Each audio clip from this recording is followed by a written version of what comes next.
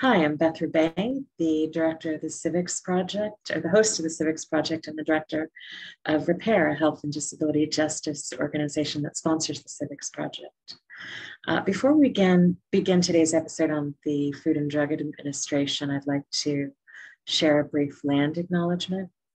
Repair acknowledges the Gabrielina Tongva peoples as the traditional land caretakers of Tovangar, the Los Angeles Basin and South Channel Islands, and we are grateful to have the opportunity to work for the Torah Hatom, the indigenous peoples in this place. We pay our respects to Hanukvatam, the ancestors, Ahihiram, the elders, and Eohinkem, our relatives and relations, past, present, and emerging.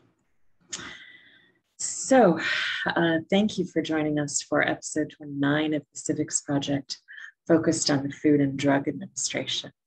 And I want to start by just taking us back into a little bit of the history of the FDA, or rather the history that led to the existence of the FDA. So before we had a Food and Drug Administration back in the 19th century, there were some precedents. The first were for sort of deliberate regulation of food or drugs, and that was through the U.S. Department of Agricultural's division of the Patent Office, the Agricultural Division of the U.S. Patent Office in 1848 started to do some very initial regulation.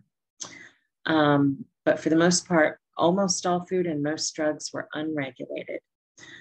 Some even say that the history of the FDA goes back longer, all the way to 1820, when a group of physicians first founded an organization named United States Pharmacopoeia, a nonprofit that I believe still exists and that focused on promoting legislation to hold drug manufacturers accountable for their products. So they started to build momentum about that, but weren't actually succeeding yet in getting many or most products regulated. Beginning in the 1870s, there were expanded early efforts through proposed legislation getting into Congress, and I believe some of the state level as well, to regulate food and drugs, but with limited impact. There still wasn't any sort of widespread body of law, or at least legislation, that was regulating what could be done with food or drugs. So for the most part, the market for food and drugs in the United States operated with the presumption, let the buyer beware, and that continued through the end of the 19th century and into the 20th century. What became the FDA was basically created in 1906 via the Food and Drug Act of 1906, which was signed into law by Theodore Roosevelt. However, 5 years later, in 1911, the Supreme Court decided to significantly limit the interpretation of the Food and Drug Act of 1906, saying that the US government did not have the authority to regulate, quote, false claims over efficacy. So in other words, the Supreme Court was saying the FDA had no authority to determine whether companies could make false claims about drugs they were selling, claiming, for instance, that it would do something positive that it doesn't actually do. In 1927, the USDA Division of Chemistry, which is basically where the Food and Drug Act of 1906 was being regulated, became the new Food, Drug, and Insecticide Bureau, and then just 3 years later was renamed the Food and Drug Administration. So we have a 19th century history, we have the 1906 Act, and then we finally see the emergence of an entity renamed the Food and Drug Administration in 1930. But its ability to regulate drugs in particular has kind of already been hamstrung by the Supreme Court in 1911. So we get up to 1937, and a pharmaceutical company known as the S.E. Massengill Company, which later became GlaxoSmithKline, which is still around today. So they manufactured and they distribute an antibiotic using an untested solvent known as diethylene glycol. And this is a substance that's generally otherwise used in brake fluid, antifreeze, and automobile lubricants. So GlaxoSmithKline, or rather its predecessor, SC Massengill, releases this antibiotic containing diethylene glycol. The FDA doesn't have any authority to regulate that really or prevent them from doing it. And as a result, 100 people die after taking the drug. And this starts to really generate some public outcry. So this creates a push at the federal level to really strengthen the powers of the FDA. And in 1938, just a year later, Franklin Delano Roosevelt signs into law the Food, Drugs, and Cosmetic Act, which brings a much wider range of products under the authority of the FDA and basically expands its reach. Before we sort of move up in the history or talk about what's true today, I just want to say a little bit of the context of the early, or acknowledge a little bit of the context of the early 20th century. And in particular, I'm thinking about the Industrial Revolution and the growth of technologies like chemistry and biochemistry and pharmacology in ways that weren't ever thoroughly precedented in prior centuries. So federal law and policy was having to develop to cope with the fact that, drugs might be mass marketed, but on a much smaller scale. Before the 20th century, as we start to see railroads and other form of transportation becoming more accessible as possible for companies to send one product all over the country and even export it. And manufacturing and mass production means that a pharmaceutical company can basically make enough of the medication, or is starting to be at the point where they can make enough medication to reach the whole nation. So the scope and impact of problems with drugs was expanding to a degree that the federal government couldn't ignore. And again, the SC Massengill antibiotic scandal, which killed 100 people, was occurring in this era. There was really so little regulation of what chemicals were put into food or drugs that were going to be consumed by humans. And at the same time, the technology, the chemistry was evolving. So there was sort of an increasing emergent danger that really came to a head, particularly in the 1930s and 40s. So now we finally got an FDA that's named as such and is backed up by public opinion and by law, and has some real authority to exert control both in agriculture, although some of that authority still rested with the US Department of Agriculture, and in drug manufacturing and distribution. So one of the emergent concepts that became important in this period in the 1940s, so now we've got this FDA, which really has a lot more power, and they posited the concept and then began to regulate what they termed prescription-only drugs. So we're used to the idea of over-the-counter or OTC medications and medications you get with a prescription. But of course, if you had been around in the 19th century or early 20th century, these wouldn't have been meaningful distinctions. Anything that was available to buy was potentially available for anybody to buy, with some localized exceptions. So one of the things the FDA started to regulate was things which you did need a doctor's supervision in order to take. And these sort of initial concepts were finally written into law, statutory law passed by Congress in the 1950s. And in the same period, 1940s, early 1950s, the courts were also closing some of the prior legal loopholes that had previously prevented the FDA from regulating what they now termed in the 1940s and 50s, quote, false therapeutic claims. So the FDA was developing the power to tell the public when a company was lying about what its product might supposedly do. So let's jump up a bit. It's not that there's no important history to talk about in the late 20th century, but we have limited time. So I want to take us to today and say a little bit more about the ways in which the FDA is structured. So first, the FDA today has over 9,000 employees and its budget is in the billions. And its impact on our lives can't really be underestimated because about 20 to 25% of everything that makes up the US economy involves products that are FDA regulated. So what the FDA does can have enormous economic as well as health effects and environmental effects.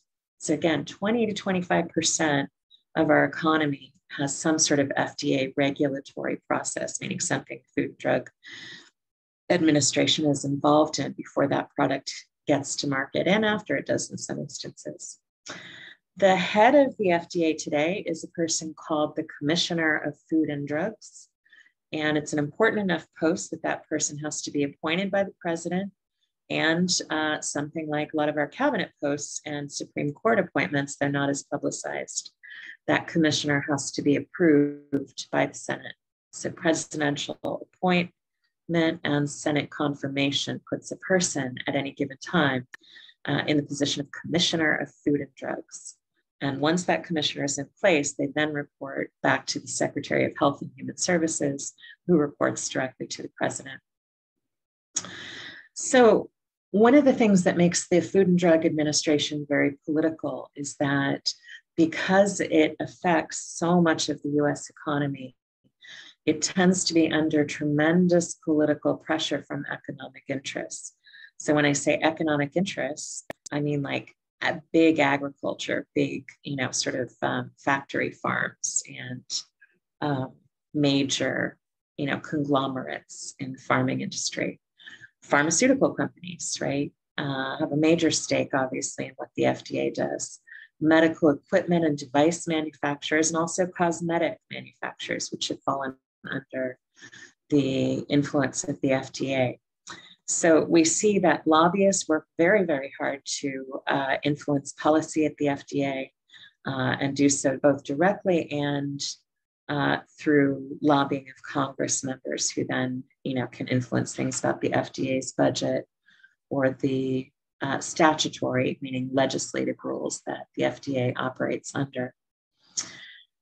And, I won't try today to even start to unpack, nor am I the person who has the most expertise about this. There's some really brilliant researchers who know substantially more than I do as a sort of broad civics educator and policy analyst. But one of the things that we know is that the FDA processes then are substantially affected by these economic forces, and that can often work against the public interest. So to break that down a little, I want to start by talking about what does the drug approval process involve. So generally, to get a drug approved by the FDA could be as short, it's usually not this short, but it could be as short as 1 week if a number of things have already been done, or this is sort of a modified version of a drug that's been well tested before. The general median range could go up as high as 8 months. And with the average usually being a little bit less than 6 months. That doesn't mean, however, that every drug is approved that quickly. Sometimes drug approvals can take years if more information or data is needed, or if the safety risks associated with the drugs are high. So the process of drug approval involves clinical trials, and most of our listeners know, but if anyone doesn't, right, a clinical trial is basically a kind of medical test or medical study in which people have consented to participate on an experimental basis in being the human subjects who test out a drug. Clinical trials can be done for other things like other kinds of procedures or treatments, but are most commonly done with drugs. And a clinical trial can happen when a drug has not been approved for mass use, or a device or procedure that involves a particular device has not been approved for the general public, but there's limited research approval to work with a number of people who consent to test out the particular drug. So clinical trials usually have fairly strict scientific rules they're supposed to be following. And the FDA process involves 3 phases of clinical trials, so multiple segments. And the first is going to be relatively small. It's going to have less than 100 people typically. And so testing with a small group just to see what comes up. Is there any horrible unintended consequence? Are there some indications of benefit? Then a second phase with more people, might be around 300. And then a third phase in which the two initial test groups did okay enough with the drug in question or the device in question that it can go to a third phase where it might have something around 3,000 test subjects. So these three phases have to be completed for FDA approval. And since you're talking about three different studies, which might be completely from scratch, none of the work might have already been done, from when the application is, process is first initiated to when it's approved, those clinical trials could easily take 8 months or more.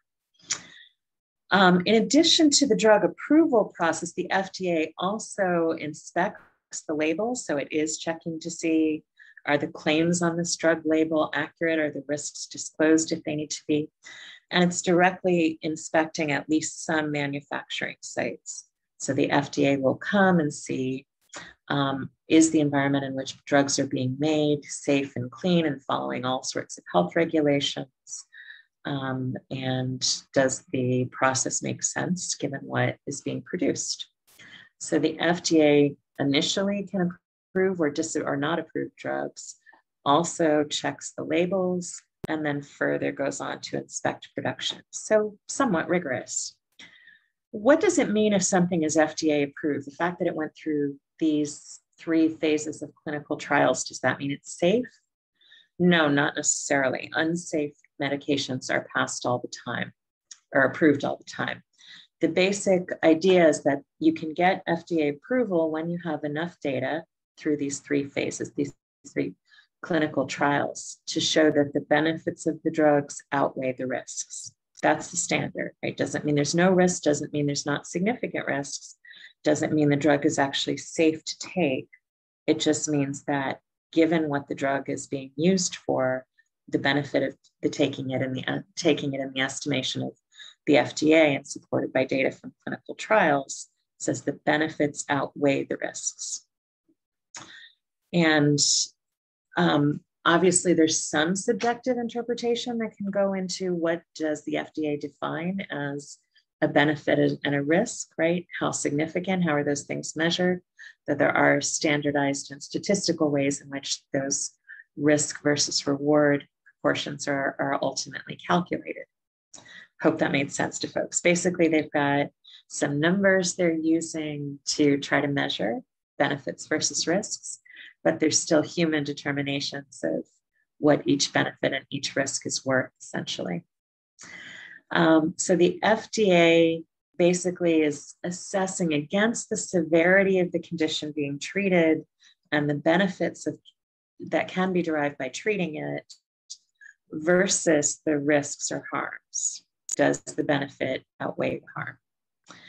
Now, there's often a misconception, not just in terms of how patients feel, but how doctors seem to think about it, that if a drug is FDA approved and is being mass disseminated, it's safe enough unless there's an explicit warning saying, don't give to this type of patient or to people with this condition. And again, one of the ways that this can be, or rather one of the ways in this that this can be dangerous is that means, if you and your doctor are both thinking the drug is relatively safe, nobody may pay any attention, nor will all patients even know how to research such a thing, to thinking about, is there some reason, given the studies that were done and what we know of this patient, why we might want to be more cautious with this medication? So it's often true that the kind of halo of FDA approval can overcome patient reservations, as well as, in some instances, doctor and pharmacist recommendations. People assume that the FDA is keeping things safe enough. And that may mean that we don't always contemplate where could there be higher risks for some patients in taking certain kinds of drugs or using certain devices. I wish I could take the time to unpack that more, but there's a few other areas I want to talk about. Food regulations. So far I've just been talking about drug approval, but the FDA regulates a lot of food. There's some exceptions. So some meat, some poultry, and some egg products are regulated by the US Department of Agriculture, whereas others do come under the auspices of the FDA, but pretty much all the food that we eat otherwise is subject to some kind of FDA regulation. The Food and Drug Administration publishes something called the Food Code, which is basically a set of guidelines which are meant to help local agencies like your city or county regulate food, not just in retail settings, but in restaurant settings.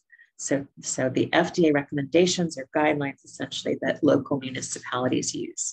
So in part, the FDA is just responsible for guiding local governments and state governments around the nation about food safety, but it's also regulating food directly, including, looking at does the product actually match the claims of the manufacturer in terms of what the ingredients are and the proportions they're supposed to be of those ingredients. So the FDA is trying to make sure that the label is reasonably accurate. Does not mean it's perfect, but reasonably accurate.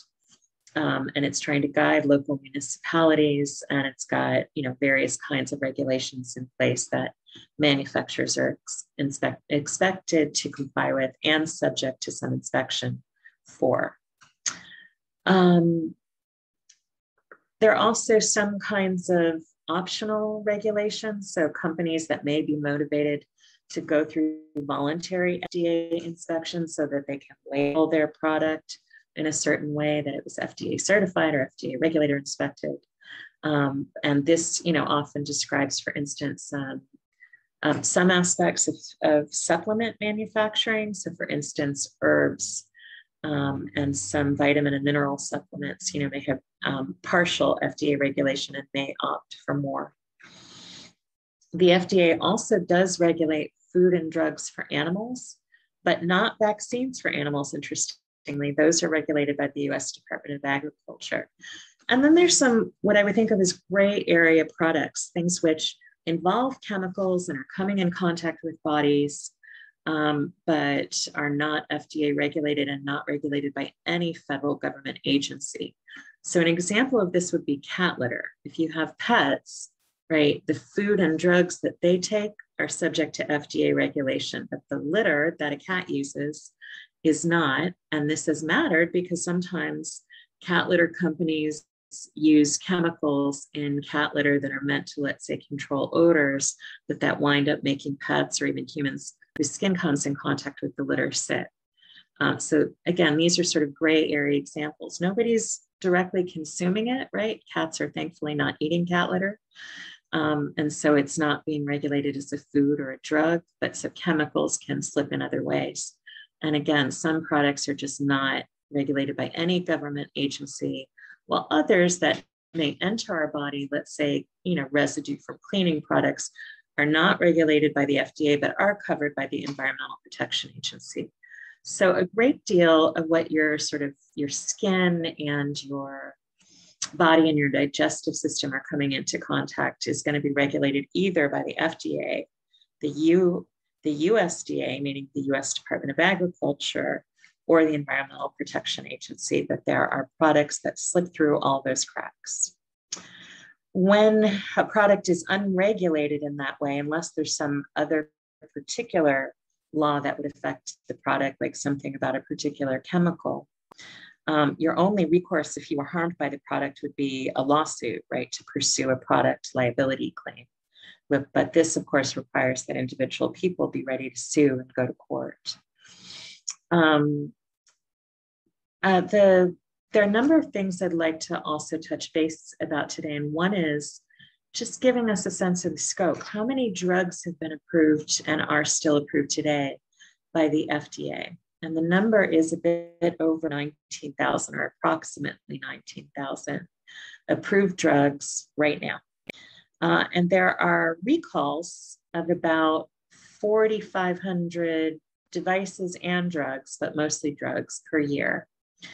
The Food and Drug Administration has the power to mandate device recall, but this is one of the interesting gaps in existing policy. Drug recall has to be at the initiation of the manufacturer. So the FDA can issue a recommendation to a drug company and say, and say, we've determined that the risks associated with your product no longer outweigh the benefits. We recommend a recall, but the manufacturer does not have to comply. It's up to them whether to get the product immediately off the market. Now, the FDA can revoke its approval, so there's some things the FDA can do to prevent more of the product than has already been manufactured from entering the market. But often there will be, months to even years supplies of a particular drug that have already been disseminated in various ways. And the FDA does not have the power to force a drug company to recall the literal bottles or tubes or containers that are already out there with the drug. So this is a major area of controversy in current drug approvals. Once it's approved, the FDA can revoke its approval, which would affect new manufacturing, but the FDA can't recall. It can only recommend a recall. However, while this is true for drugs, the Food and Drug Administration is allowed to mandate recalls of devices. So let's say, for instance, there's an implant for a joint replacement surgery or for a heart procedure. The FDA does have the authority to say these devices are not safe, recall all the ones that are already out there. The most expensive recall in history was in 1982 by Johnson & Johnson. Some of the older folks listening in may recall this scandal. There were 31 million bottles of Tylenol, which were implicated in contamination with cyanide. So Tylenol tainted with cyanide, which can be quite deadly. And they had to recall those 31 million bottles, and it cost them about $100 million to do it. And this was in 1982. In today's dollars, it would be significantly more. In getting a sense of sort of how frequently there needs to be a recall or a revocation, or at least major new safety warnings, Dr. Joseph Ross with the Yale School of Medicine did a study from 2001 to 2010, so that 10-year period, and found that just under 1/3 of all medications approved by the FDA initially had major safety issues years later. So in other words, the FDA is getting drugs to market and then major safety issues, some of which are enough to prompt a recall, some of which don't, but require lots of new warnings that the public wasn't getting initially, and some that result in basically modification of the drug will emerge years after initial approval. So that's should be something that worries us, thinking about the fact that maybe somewhere around 30 to 33% of the drugs that we might encounter, especially newer ones, may have major safety risks that our doctors don't know, our pharmacists don't know, and that we don't know is certainly alarming. And in addition, and we always have to keep in mind that even when the sort of bulk of safety issues come to light, the FDA approval has no authority to initiate a recall. And so if a drug company is unethical enough to decide that the cost of product liability lawsuits, if it continues to sell the drug that should have been recalled, if the cost of litigation is less than the cost of continuing to sell the drug that's already out there, we have a number of examples of companies choosing to do that, even though the FDA has said, hey, the risks do not balance out with the benefits. This drug is not safe enough to be on the market. We have a bunch of examples where drug companies decided we're not going to voluntarily initiate recall because we can make more money than we will lose in lawsuits. So we can understand a little bit about, the implications of those safety statistics, keeping in mind that side effects or harms may emerge years later. And even when they do, that doesn't necessarily mean there'll be an immediate recall. We can also just identify what are some of the areas that tend to be understudied in the FDA approval process. So one, as noted in this immediately prior discussion, is just the effects over time. When you're doing your clinical trials in the space sometimes of a year or less, there may be a bunch of different things that you wouldn't capture in those initial trials, which are going to show up later. There's also often under attention to population-specific risk. So people with certain kinds of medical conditions may not be adequately represented in the sample of people who the drug is being tested on, and therefore they may not realize, hey, this particular medication is dangerous for diabetics or for people with asthma until it's already been exposed and used by a larger population that wasn't warned of the risks. So these kinds of, understanding what happens over time, what happens to people with specific conditions, are there differences between age groups? The FDA will certainly impose different standards for testing a drug on children in some instances, but there's not always enough attention to how does this drug affect elders, as opposed to what is its track record across age groups. So notwithstanding this reality that we've got somewhere over 30% of the medications that go to market then turn out to have major safety issues identified later, the Trump administration pushed very hard for faster drug approval. They really wanted to shrink that waiting period from application to approval as much as possible. And the FDA certainly, I would say, experienced some of those effects. That doesn't mean there were radical changes, but we couldn't have expected them to really completely withstand that pressure. And it's not clear yet what's going to happen at least not clear to me, what's going to happen under the Biden administration in terms of their relationship to drug approval processes.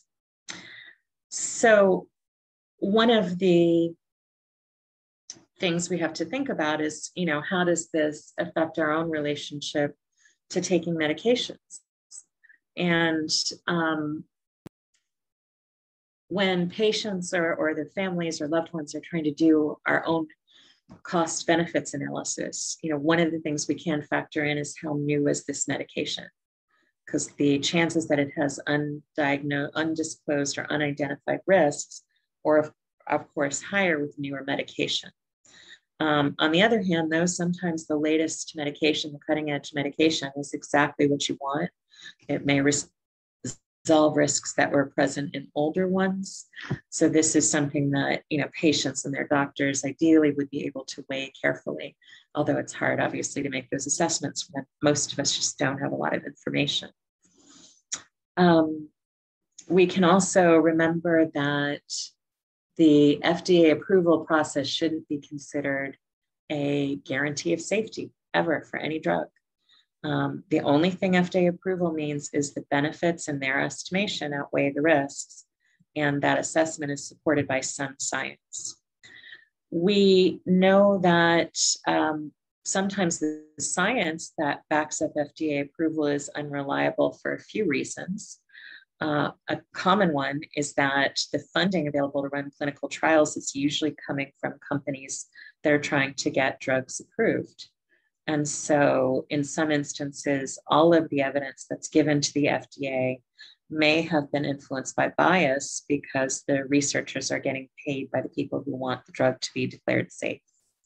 So lack of thoroughly independent study and conflicts of interest continue to be at issue, particularly when we have this really wealthy pharmaceutical industry, or set of industries rather.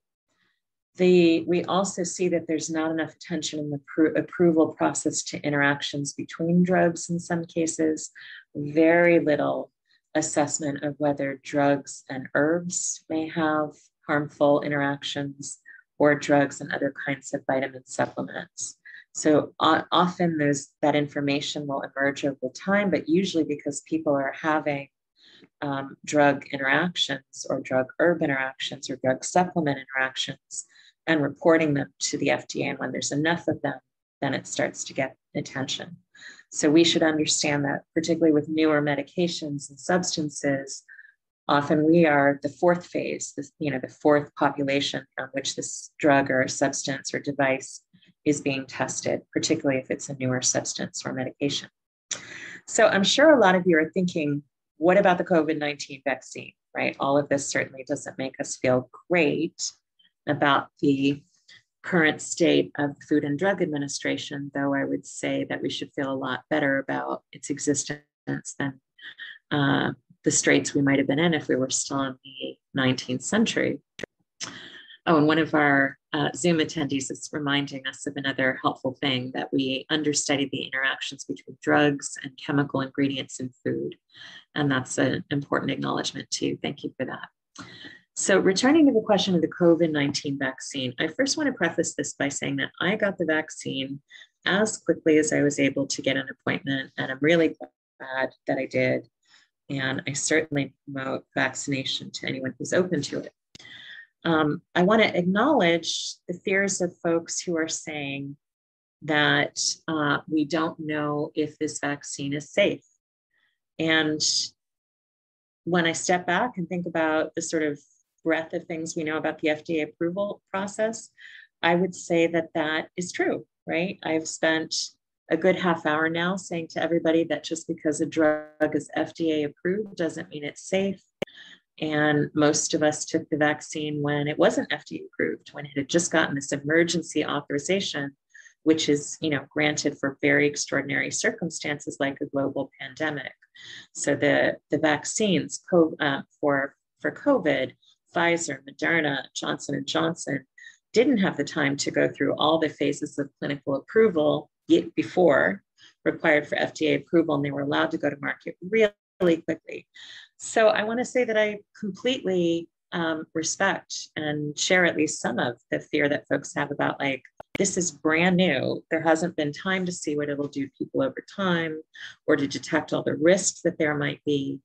So how do we know if it's safe to take? And while I've heard public officials say the word safe a lot, what we can say is what the FDA is telling us is that the benefits outweigh the risks. What I will say is that I feel a lot safer relatively about taking the COVID-19 vaccine than I do that a lot of the other substances that are new on the market for other sorts of conditions, drugs, devices, and so forth. Because of the national and global urgency of the COVID-19 pandemic, the vaccine testing and approval processes has had high priority and unusually rigorous attention. So there's been an enormous stake in making sure that the vaccine doesn't have major side effects, particularly because it's controversial right now, and that the testing process is, beyond reproach. And I think that's been true since the, essentially search for a viable vaccine started. This has had basically a very wide range of expertise and stakeholders around the world, not just in the US or US companies, invested in it. So I actually feel like when we think about the COVID-19 vaccine, this isn't one of the indications where we have to say, there was just some quick and dirty research that was funded by the manufacturer, and, this was just sort of rushed to market without being looked at. The vaccine was rushed to market given the severity of the need, but the processes behind it were comparatively rigorous. So with that said, the questions that we can ask ourselves as we think about vaccination in this context is, do we think the benefits of being vaccinated outweigh the risks? There is a real risk with any vaccine that there'll be some unintended or unanticipated consequence, or anticipated consequence, which the public health authorities and manufacturers felt was worth the risk, that will surface later and could do harm. That's always possible. We can never rule that out completely. But the other thing that also weighs in the direction of vaccine safety in this instance is simply its mass administration. The three variants, meaning Pfizer, Moderna, and Johnson & Johnson around the world, and the fairly consistent reports of virtually no very serious side effects. So people are not dying from taking this vaccine, which is already really good. So my personal calculus is to say, given the certain risks we know are associated with not being vaccinated, which is the increased chance that if you're exposed to COVID, you would need emergency care or might die or might suffer long-term consequences. Weighing that against this sort of unknown of the vaccine itself, for me, it's not hard to say, yeah, I wanted to get vaccinated and I'll take any boosters I need to take. But I think that it's important for all of us collectively to have some foundation to really think about, where does our distrust of government regulation come from? Is it grounded?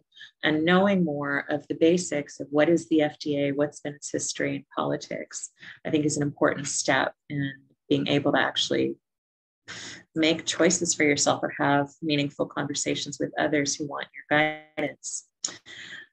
With that said, this has been just a very preliminary and quick introduction of the Food and Drug Administration. So for those who would like to learn more, I want to recommend Fran Hawthorne's book, Inside the FDA, The Business and Politics Behind the Drugs We Take and the Food We Eat.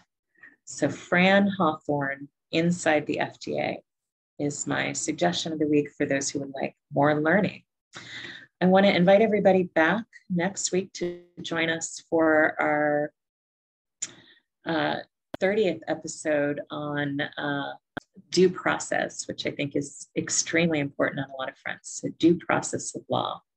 So we'll be coming back together. Some folks have been asking me, is the Civics Project going to be talking about the Texas abortion decision or Roe versus Wade soon?